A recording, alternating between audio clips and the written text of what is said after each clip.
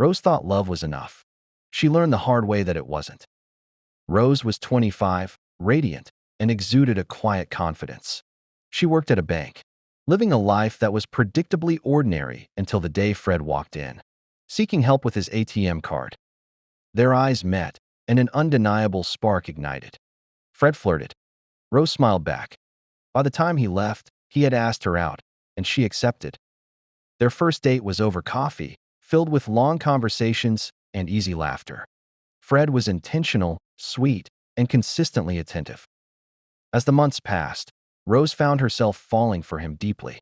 They became inseparable, sharing dates, movie nights, and dreams for the future. Life felt blissfully perfect. Rose told her best friend Tosin about Fred, and Tosin advised her to be very careful because it seemed like he was trying to love bomb her. But Rose didn't care. She was in love with Fred. A year later, Fred surprised Rose with a dinner at a fancy restaurant, where he proposed. Overwhelmed with joy, Rose said yes. Just 3 months later, they were married, a day that marked what she thought would be the start of her forever. Initially, married life was idyllic. Fred was helpful around the house and supportive during her pregnancy. When their daughter Lily was born, Rose felt an immense sense of blessing. However, things took a turn after just 1 month. Fred became distant, his words colder, his patience gone. He complained a lot and would yell if the house wasn't spotless. He accused Rose of being lazy, claiming she used the baby as an excuse. Exhausted from sleepless nights caring for Lily, Rose felt increasingly isolated and unhappy.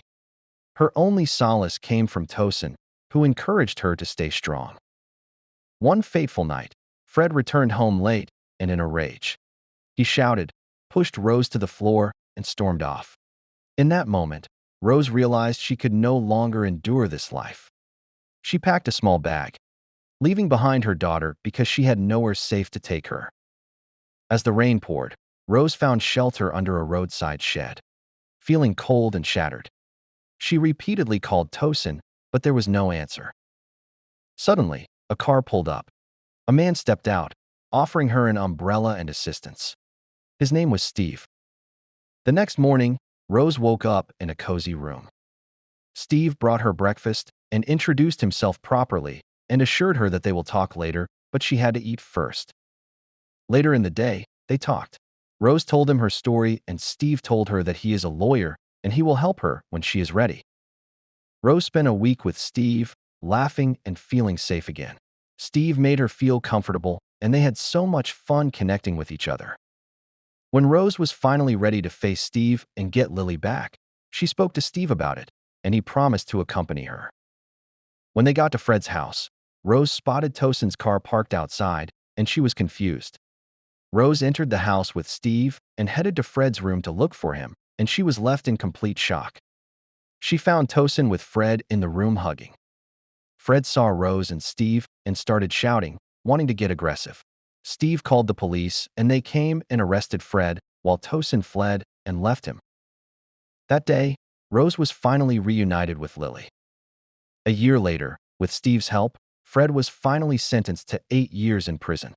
Rose gained full custody of Lily, ownership of their home, and financial compensation. Her divorce was finalized. That evening, Steve came home with flowers for Rose, grateful that her past was finally behind her and hopeful about what they could become together. Rose finally felt free and at ease. She was happy that she could finally move on with Steve. And this time, love felt safe again and not rushed.